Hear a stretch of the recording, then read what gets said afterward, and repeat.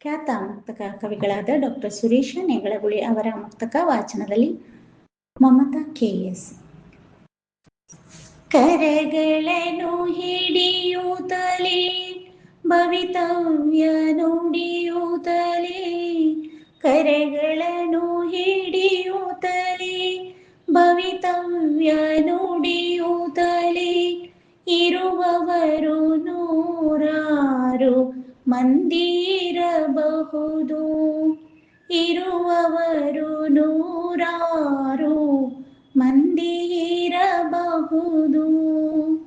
ಕರಗಳನ್ನು ಹಿಡಿದೆತ್ತಿ ಭವಿತವ್ಯ ರೂಪಿಸುವ, ಕರಗಳನ್ನು ಹಿಡಿದೆತ್ತಿ ಭವಿತವ್ಯ ರೂಪಿಸುವ, ಗುರುವು ಶ್ರೀ ಮಾತ್ರವೇ ಶ್ರೇಷ್ಠ ಧೀರತಮ್ಮ, ಗುರುವು ಮಾತ್ರವೇ ಶ್ರೇಷ್ಠ ಧೀರತಮ್ಮ,